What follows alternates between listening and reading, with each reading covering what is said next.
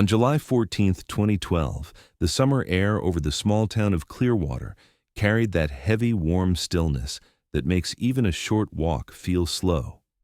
Just after 6:30 in the evening, a dark blue Toyota Corolla pulled into the worn parking lot of the Riverside Hotel. Behind the wheel was 34-year-old Erica Lawson.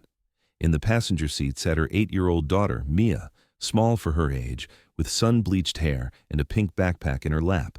They had driven nearly 3 hours from their home in Redford, a mid-sized suburb for what Erica had described to friends as a quick girl's getaway before school started up again in the fall. The Riverside Hotel had been a jewel in the 1920s, a sprawling brick building with ornate balconies and polished marble floors. By 2012, time had dulled its shine. The balconies had peeling paint, the lobby furniture had been reupholstered too many times to count, and the once busy restaurant now closed most nights by 9. But for weekend travelers, it was still a quiet, affordable option, and for Erica, it was a familiar place. She had stayed there twice before, once as a child with her own parents, and once in her 20s during a work conference. Staff remembered her as friendly, polite, and easygoing. That evening, the two entered through the front doors, the brass handles worn from decades of use. The security footage later reviewed by investigators would show them stepping into the lobby at 6:45 p.m., both smiling. Erica carried a single small rolling suitcase in her right hand. Mia clutched a plastic grocery bag filled with snacks. At the front desk, the check-in process was routine. Erica signed her name in looping, deliberate handwriting. The clerk on duty, a college student named Jacob Turner, later recalled the pair being in good spirits, making light small talk about the heat outside. She asked for a quiet room, away from the elevators. He assigned her room 212, a corner unit on the second floor with a partial view of the Clearwater River. Jacob would tell police there was nothing unusual about them. They didn't seem hurried or nervous. In fact, they appeared relaxed, exactly as you'd expect of a mother and daughter starting a weekend trip. They accepted the key cards, thanked him, and headed toward the elevators. A camera above the lobby entrance captured them stepping inside and disappearing from view at 6:48 p.m. At 7:10 p.m., they were seen again, this time by a couple sitting in the cafe near the lobby. Erica and Mia took a small table by the window, ordering 2 lemonades, a grilled cheese for Mia, and a chicken salad sandwich for Erica. Witnesses said they seemed engaged in easy conversation. Mia laughed at something her mother said, leaning over the table with both elbows resting on its surface. The server who brought their food later told police they seemed like any other guests, happy, normal, unremarkable. After finishing their meal just before 8 p.m., they lingered for a few minutes before heading toward the hallway that led to the guest elevators. A final camera angle caught them in the elevator at 8:04 p.m. Erica stood with her back to the wall, smiling faintly, while Mia looked down at the stuffed bunny she had brought with her from home. Neither looked up at the camera. The elevator doors closed, and from that point forward, no footage would ever confirm their movements again. In the days that followed, police would piece together what they could of those last known hours. They checked with staff to see if the pair had gone out later in the evening, but no one reported seeing them after dinner. No receipts, no charges to the room account, no calls from the in-room phone. In the brief window between walking away from the cafe and the next morning's housekeeping rounds, Erica Lawson and her daughter seemed to vanish completely. In hindsight, everyone would remember that night as unremarkable, a quiet Friday in a slow season at a fading hotel. But the last image on the surviving security footage of an elevator door closing on a smiling mother and her child would become the haunting marker of a mystery that would grow colder and stranger with every passing year. And the room they entered that night, room 212, would never be looked at the same way again. The following morning, July 15, 2012, the second-floor hallway of the Riverside Hotel was quiet. At 9:30 a.m., Rosa Martinez, a housekeeper who had worked there for over a decade, pushed her cart toward room 212 for the standard weekend cleaning. She knocked twice, waited, and knocked again. There was no answer. She tried the handle, but the door was locked from the inside, something that usually meant guests were either still sleeping or had gone out, leaving the deadbolt engaged for extra security. Rosa made a note to come back later and moved on to the next room. By mid-afternoon, she returned. Once again, no answer, still locked. This time, she slipped a note under the door reminding the guests to call the front desk if they didn't want service. Rosa would later tell police that, at the time, nothing felt out of the ordinary. Guests often spent long days exploring Clearwater, and the Lawsons had only checked in the night before. At around 6:15 p.m., Jacob Turner, the same desk clerk who had checked them in, noticed room 212 still hadn't answered the housekeeping calls or the follow-up knocks. He picked up the phone at the front desk and dialed the room. It rang until the automated voicemail clicked in. He tried again. Same result. Jacob assumed maybe they were out for dinner. But when he checked the hotel's parking lot log, Erica's blue Corolla was still in its space. By 7 p.m., concern had shifted to quiet unease. Jacob phoned the hotel's head of security, Alan Price, who arrived a few minutes later with a master key card. Price knocked hard on the door, announced himself, and waited. Silence. He slid the card, but the deadbolt engaged from the inside blocked the latch. That meant one of two things. Someone was inside and had locked it, or something had jammed it shut. Price retrieved a bypass tool, a slim metal hook designed to disengage the latch manually. When the door finally opened, the first impression was unsettling for reasons no one could quite articulate. The lights were on. The air felt slightly warmer than the hallway, as if the room had been sealed for hours. The television played quietly, an old sitcom rerun, and the curtains were partially drawn, letting in a muted strip of sunlight. But there was no suitcase by the wall, no shoes by the bed, no purse on the desk. The room was unnervingly bare. Price called Jacob inside. They checked the bathroom. Empty. Closet. Empty. The bed was neatly made, the kind of tight-tuck housekeeping prided themselves on, suggesting no one had slept in it since the morning service. Even the trash can was empty, except for a single crumpled paper napkin. On the nightstand, the room phone sat untouched. When they pulled up the internal security feed to see if Erica or Mia had left earlier, the footage told a stranger's story. At 9:03 p.m. the previous night, the two were seen entering the hotel lobby. Erica had one arm around Mia's shoulder and was holding her key card in her other hand. They walked directly to the elevator and rode up to the second floor. That was the last time they appeared on any camera in the building. There was no footage of them leaving through the lobby, the parking lot, or the side exits. Jacob remembered the locked from the inside detail and felt his stomach sink. If the deadbolt was engaged when security arrived, how had they gotten out without unlocking it? Hotel records showed no keycard activity after they entered the room at 9:05 p.m. There were no signs of forced entry on the door or the window. It was as if, sometime between 9 p.m. and the following morning, Erica and Mia had simply ceased to exist inside a locked room, leaving behind nothing but the hum of the television and unanswered questions. Detectives from the Clearwater Police Department arrived within 40 minutes of the call, stepping into room 212 just after 8 p.m. The first thing they noticed was how strangely untouched everything seemed. There were no signs of a struggle, but there also weren't any signs of ordinary use. No toiletries by the sink, no clothing draped over a chair, no half-finished drinks or open snacks. It was as if the occupants had unpacked nothing, leaving only the quiet hum of the air conditioning and the faint sound of the television still tuned to the same channel from the night before. The responding detective, Mark Hanley, immediately treated the situation as suspicious. He asked Jacob Turner, the desk clerk, to walk him through the Lawsons' check-in, their dinner, and any staff interactions since. Hotel employees were pulled from their posts to give statements one by one. Rosa Martinez repeated her account of the locked door in the morning and again in the afternoon. Alan Price, the head of security, described forcing the deadbolt and finding the room empty. Meanwhile, officers began combing through the guest registry for anyone staying on the second floor that weekend.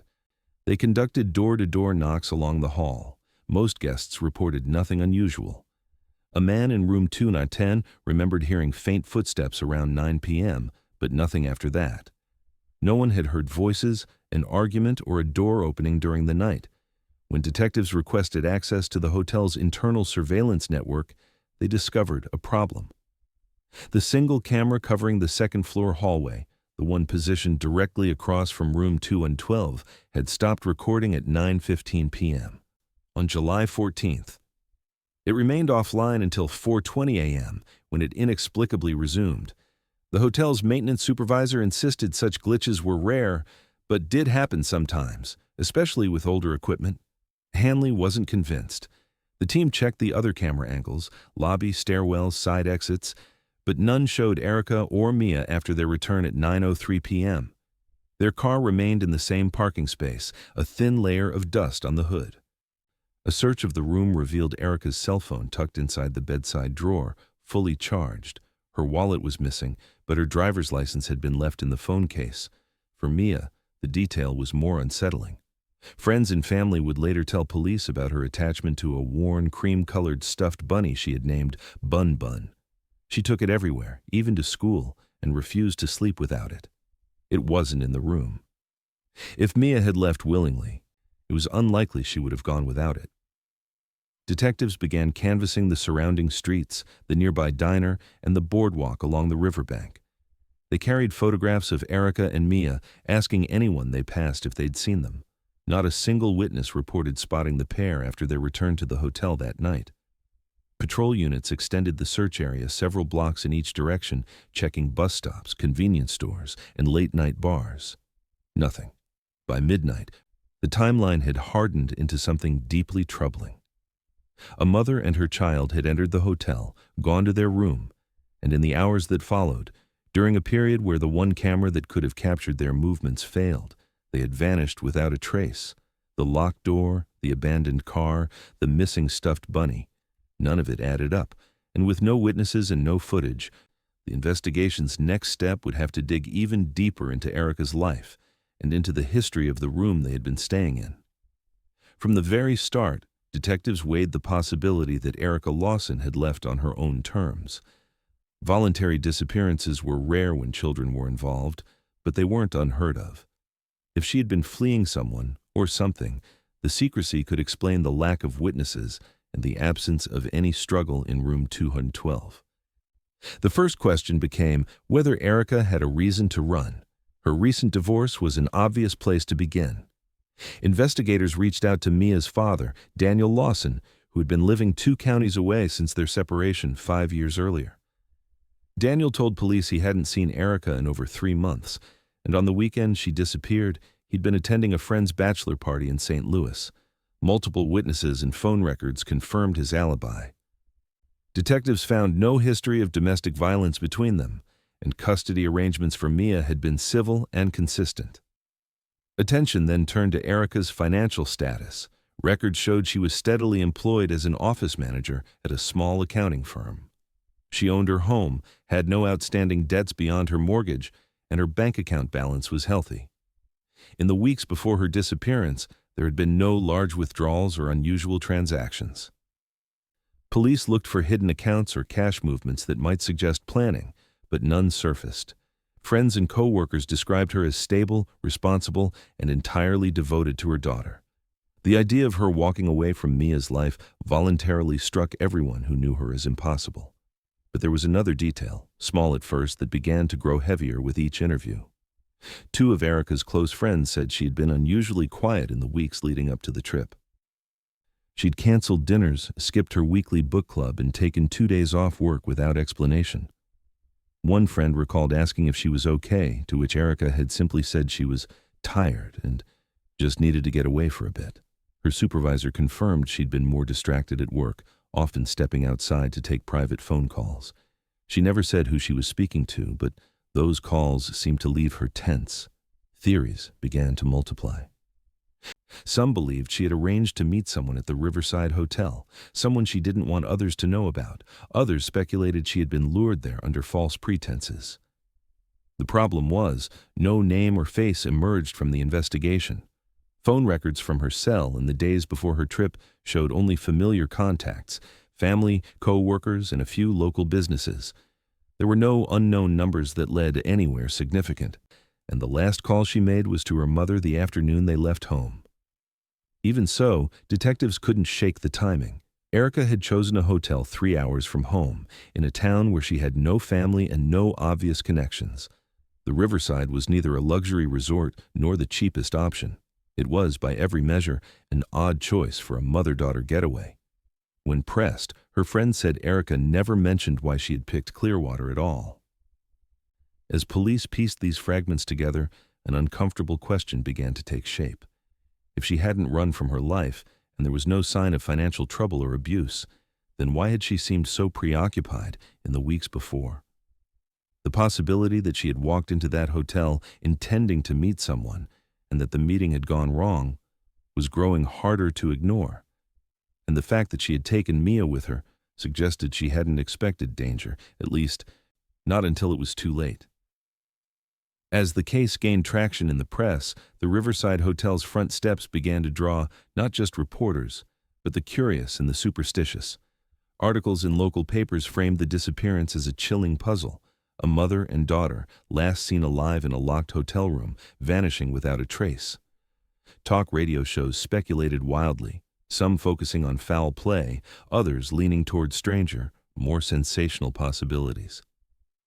That attention brought forward an unexpected wave of accounts from former guests who claimed that Room 212 had a history they believed was worth noting. Several spoke of hearing voices through the walls when no one was in the neighboring rooms. Others claimed the lights flickered in the middle of the night, or that objects had moved from where they'd left them. A man who stayed there in 2009 said he awoke in the early hours to the sound of running water, only to find the bathroom dry and silent. More than one guest admitted to feeling watched, an unshakable sense that someone else was in the room with them, even when they were alone. Detectives logged the statements but didn't treat them as evidence. They were careful not to let superstition cloud the investigation.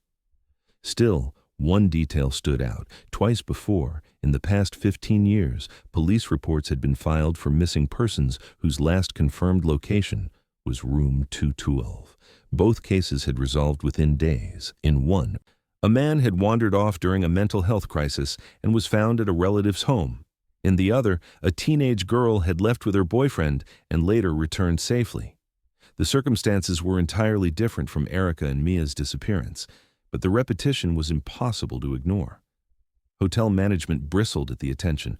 The general manager issued a statement calling the stories baseless rumors and insisting the hotel was safe. They pointed out that Room 212 had been booked hundreds of times over the years without incident.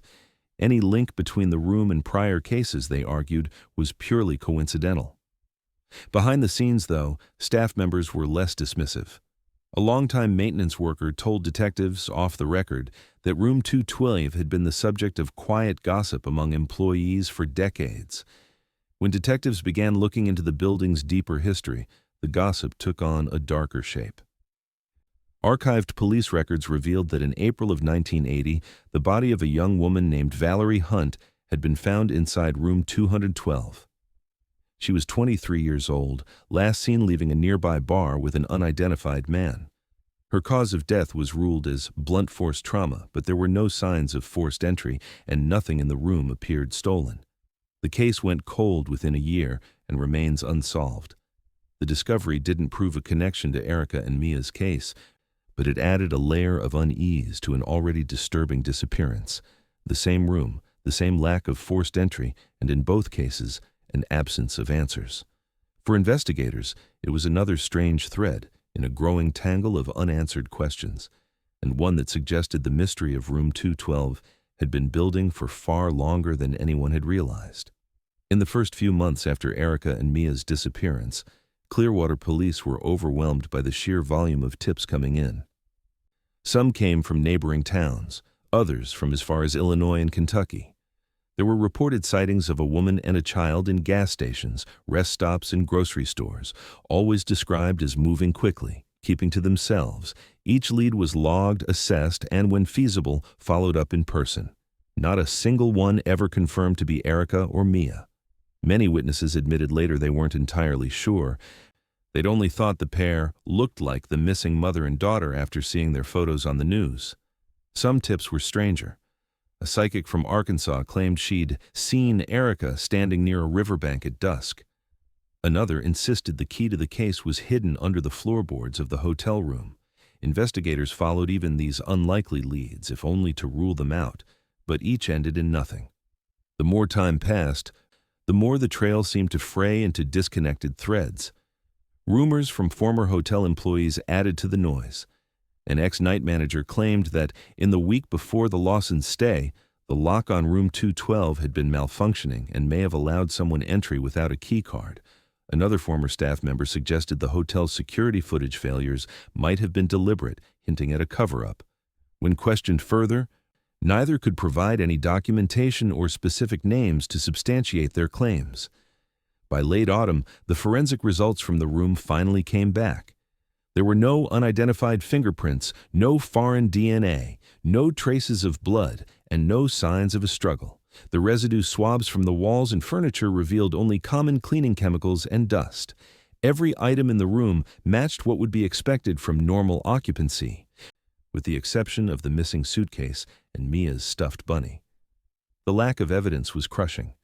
Without physical proof of foul play, the case was suspended in a strange limbo, still open, but with nothing tangible to pursue.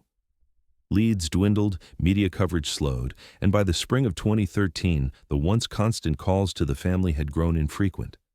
By the end of that year, the case was officially classified as cold. Meanwhile, the Riverside Hotel continued operating as though little had happened. Over the next several months, crews came in to renovate parts of the building, repainting hallways, replacing carpets, modernizing the lobby. Several guest rooms on the second floor were gutted and updated. Room 212, however, remained exactly as it had been left in July 2012. The official explanation given to anyone who asked was plumbing issues, though no work permits were filed, and no maintenance logs indicated any repairs had ever been attempted. Staff quietly avoided booking it, and it stayed locked. For Erica's family, life became a painful cycle of waiting. On the anniversary of the disappearance in 2013, they organized a candlelight vigil in Clearwater, holding photographs of Erica and Mia in front of the hotel's entrance. Friends, neighbors, and even strangers gathered, some laying flowers, others standing silently in the heat. As the candles burned low, her mother told a reporter, "We just want to bring them home, however we can."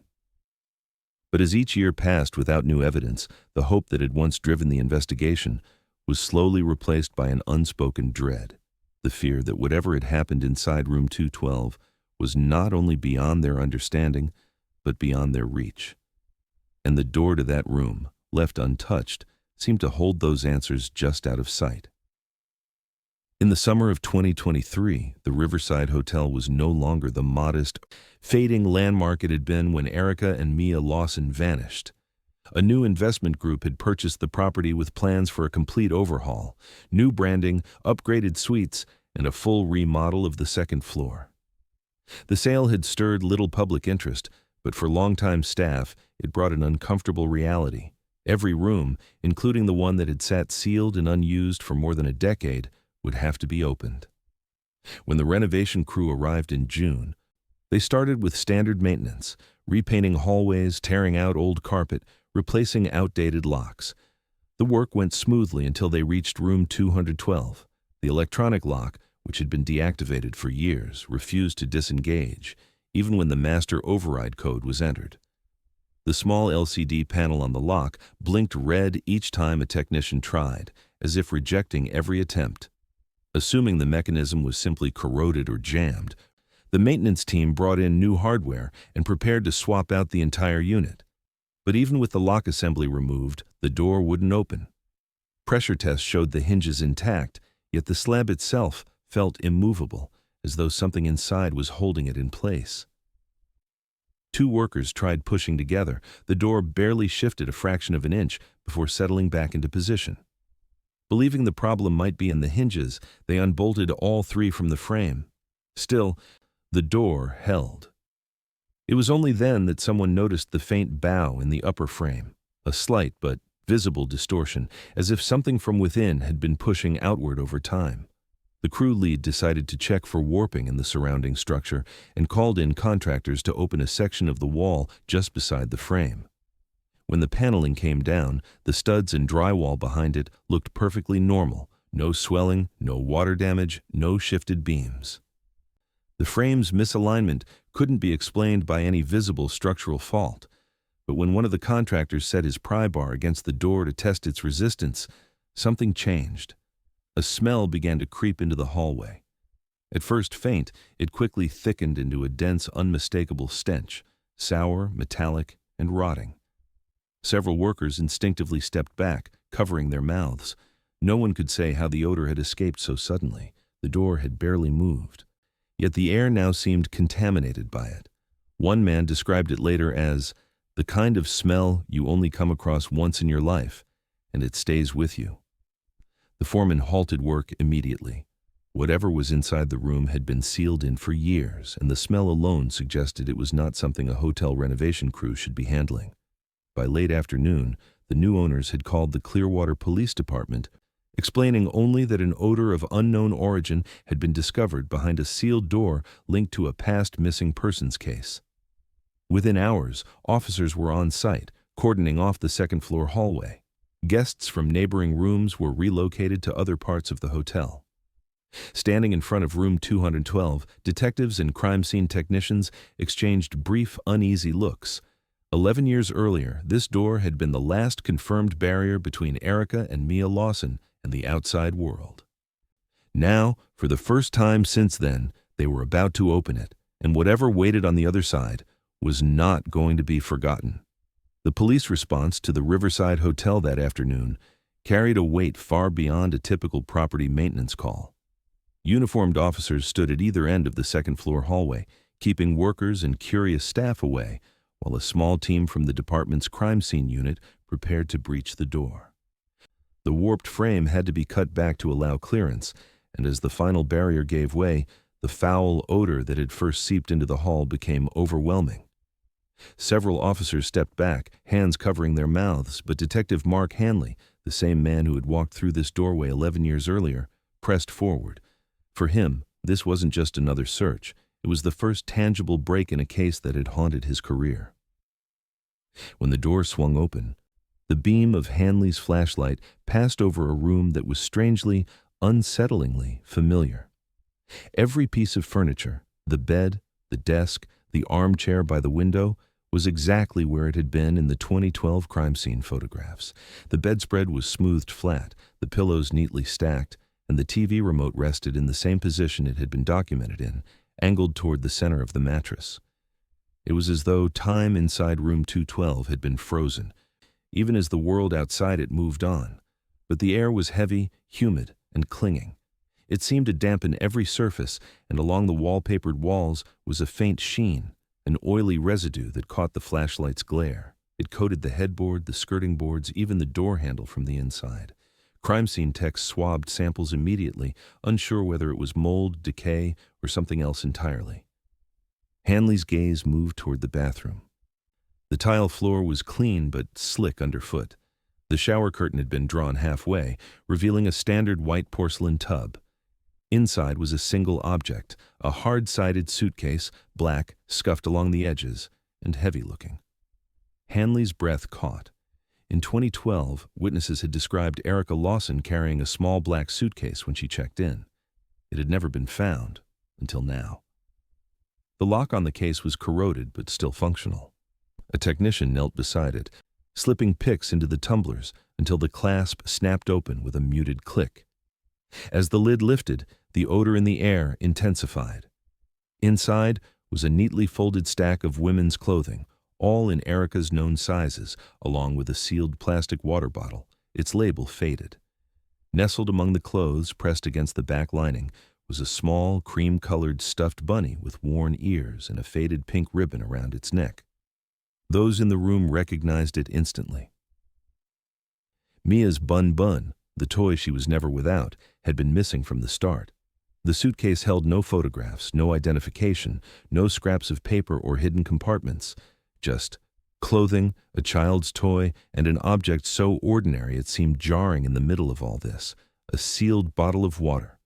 There was no sign of blood, no hair, no physical evidence that either Erica or Mia had been harmed here. And yet the presence of that bunny shifted the room's weight in an instant. This was no longer a vague mystery about where they might have gone. They had been in this room, with this case long enough for it to be packed with their belongings, and then, somehow, they had vanished without taking it. The team searched every inch of the space. The desk drawers were empty, save for a brittle hotel notepad. The nightstand held no phone now, only dust in its outline. They ran their hands along the underside of the bed frame, behind the headboard, under the chair cushions. Nothing. In the bathroom, there were no toiletries, no soap in the dish, no towels on the racks. The trash can, which had been empty in 2012, was still empty now. Attention turned to the room's only window, a single-pane unit overlooking the side street. It was sealed shut from the inside, the lock engaged, and paint along the seams suggested it hadn't been opened in years, possibly decades. There was no fire escape outside, no ledge wide enough for a person to stand on. Even if someone had tried to exit this way, they would have needed to break the glass, and there were no cracks, no repairs. Hanley stood in the doorway for a long time, absorbing the scene. 11 years had passed, but nothing here gave the sense of natural passage. No layers of dust on the furniture, no signs of insect activity despite the sealed space. It was as if the room had been disturbed and then closed again, left in stasis.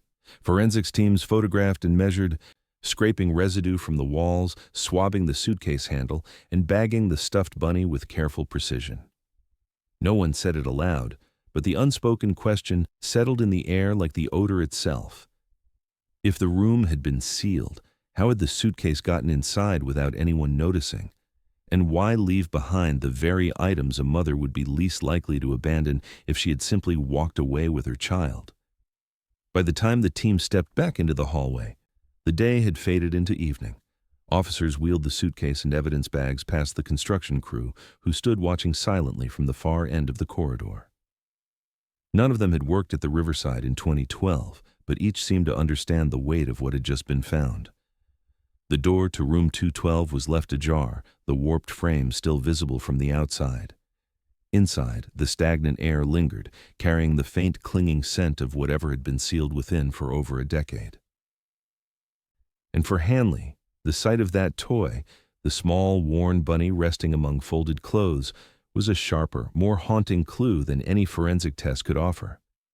It was proof they had been there, and a reminder that whatever had taken them from that room had done so without leaving a trace the living could follow. The discovery inside room 212, the suitcase, the stuffed bunny, the unchanged furniture, reignited a case that had been dormant for over a decade.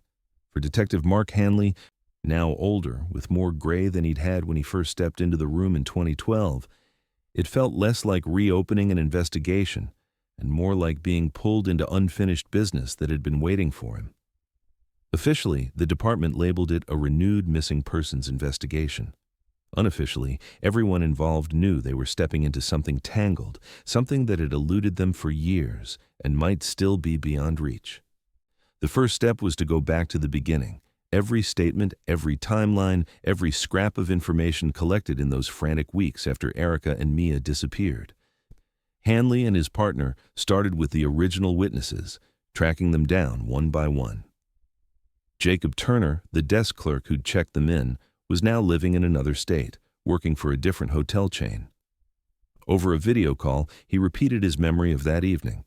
Erica and Mia's smiles, their polite conversation, the request for a quiet room. But when Hanley showed him photographs of the suitcase recovered from the bathroom, Jacob hesitated before saying he couldn't remember it exactly. But it felt familiar. Rosa Martinez, the housekeeper, still lived in Clearwater and was still working in the hospitality industry. Sitting across from Hanley in a quiet coffee shop, she admitted something she had never included in her 2012 statement. On the morning she first knocked on room 212, she'd thought she heard movement inside, a faint scuff like a shoe on carpet, but when she knocked again, it stopped. She hadn't wanted to cause trouble back then, especially when management was already nervous about media attention, so she'd kept it to herself. 2 other former employees were harder to reach. One, a night porter named Alex Carter, had left the Riverside the year after the disappearance and moved across the state. When contacted, he told investigators he had always believed something happened in that room. On the night Erica and Mia vanished, Alex claimed he'd been assigned to check that all side entrances were locked. Around midnight, while walking past the service stairwell near room 212, he thought he heard a muffled voice, a woman's voice, behind the closed door. He hadn't reported it at the time, fearing he'd be accused of imagining things or, worse, get pulled into a police interview that might cost him his job. The other was a maintenance worker named Carl Henson. He said that in the weeks following the disappearance, rumors among staff were relentless. Whispers about a guest seen leaving the second floor after the cameras came back online, questions about why management had pushed for the room to be cleaned so quickly. Carl admitted he believed the hotel wanted the whole matter to disappear.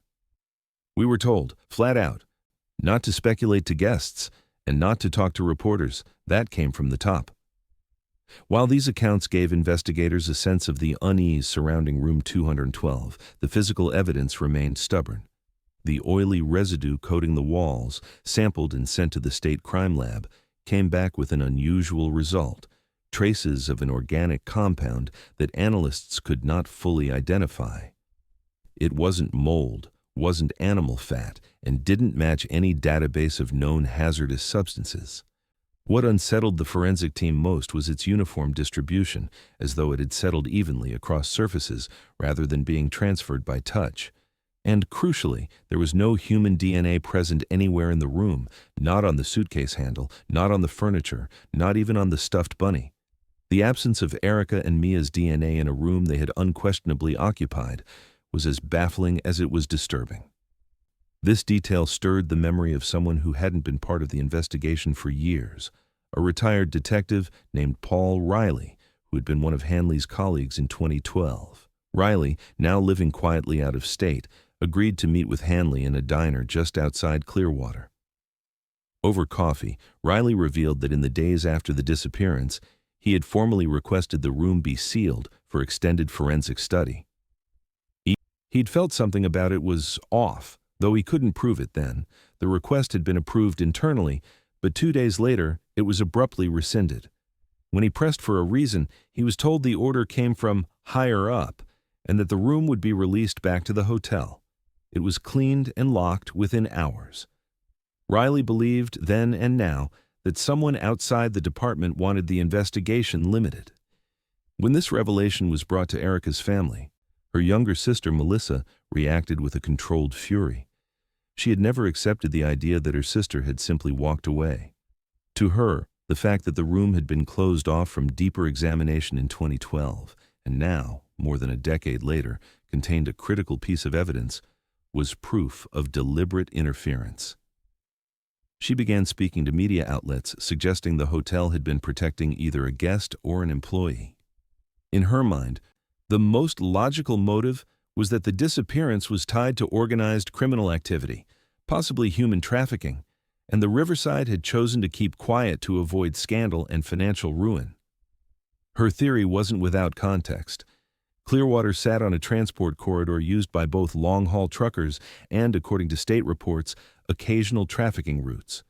If someone had targeted Erica, either because she'd been seen traveling alone with a child or because of some prior contact, the hotel might have been a convenient but regrettable choice for a meeting. Melissa's speculation ignited a storm of online theories, many repeating her organized crime angle, others weaving in darker, less substantiated ideas. Hanley, for his part, wasn't ready to embrace any single explanation. He knew Melissa's instincts were driven by grief as much as logic, but he couldn't dismiss the timing of the camera outage, the unidentifiable residue, and the suitcase's reappearance after years behind a door that wouldn't open. He began combing through hotel records again, looking for guests who had stayed in the days before and after the disappearance, cross-referencing them with any known criminal associations. Some names led to dead ends, others led to individuals who were now deceased or living abroad. As the weeks passed, the renewed investigation deepened the sense of something unresolved, not just in the case, but in the people still tied to it. Old fears resurfaced among former staff, some refusing to go on record. The hotel's current owners cooperated publicly, but quietly pushed for the matter to be resolved without disrupting their business. And in the evidence locker sat the suitcase and the stuffed bunny, haunting reminders of two lives that had slipped beyond reach in a way no one could explain. The final report on the residue was inconclusive. Whatever it was organic, stable over time, and, disturbingly, not something any of the lab's senior chemists could match to a known source. The mystery of its origin remained just another unanswered question, layered onto years of them. And in the shadow of those questions, Room 212 stood once more at the center of a case that refused to close, a space where the air was still thick, the answers still locked away, and the truth, if it existed, still out of reach.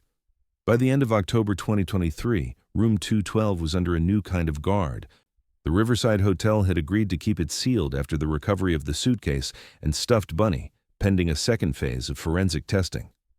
The plan was straightforward. A specialist team from the state's crime lab would return the following week with advanced equipment to run air sampling, laser surface scanning, and deeper chemical analysis on the residue that had baffled investigators.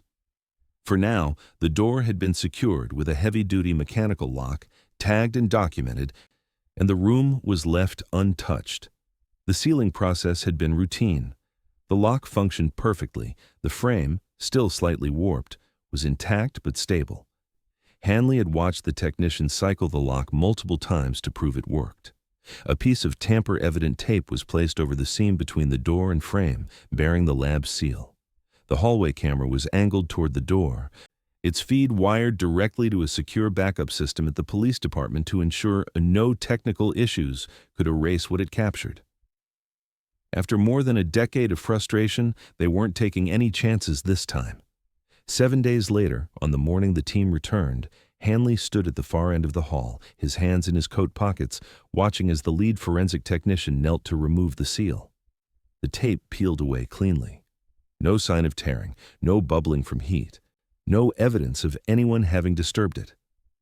The key was inserted into the lock, turned once, and then stopped with a muted metallic click. The knob refused to turn further.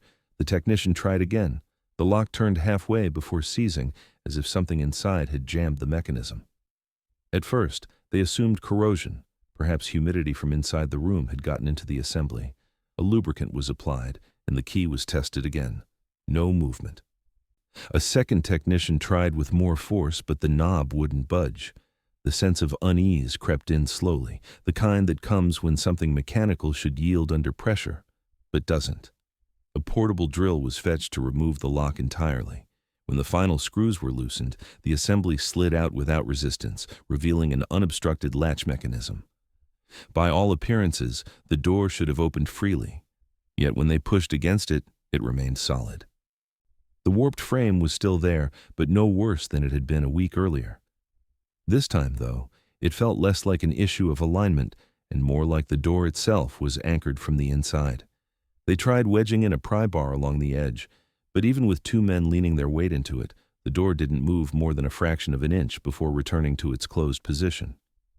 It didn't rattle, didn't give, it was simply fixed in place. Per protocol, they reviewed the security footage on the spot.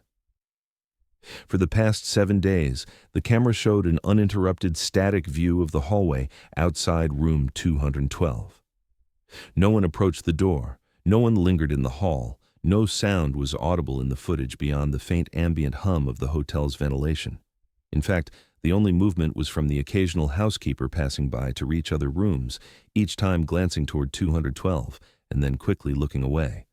With no evidence of forced entry, tampering, or environmental damage that could explain the sudden failure, the lock problem was officially logged as a mechanical obstruction. But the technicians, standing there in the hallway, weren't convinced. The inner components were functional, the hinges were intact, and the swelling in the frame was minimal. One muttered under his breath that it felt like, "The door doesn't want to open," a comment quickly brushed off in the presence of official documentation. Hanley requested that the hotel authorize removing the frame entirely, as had been done during the original 2023 breach. The owners hesitated. In the time since the suitcase had been recovered, news coverage had intensified, and the Riverside's management was growing weary of the renewed notoriety. Every article, every online thread brought with it fresh waves of speculation, some painting the hotel as negligent, others as complicit. The last thing they wanted was another public spectacle on the second floor. The owners ultimately declined to approve destructive entry without a warrant, arguing that the room had already been examined and that the ongoing closure was costing them money. They offered instead to let the state's technicians try again later.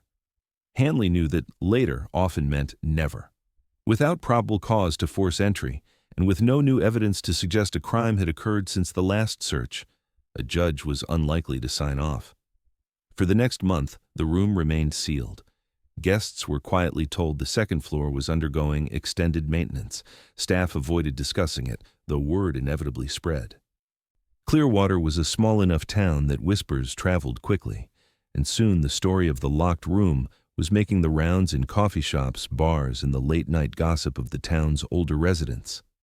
Theories ranged from hidden structural collapse to something stranger, less definable.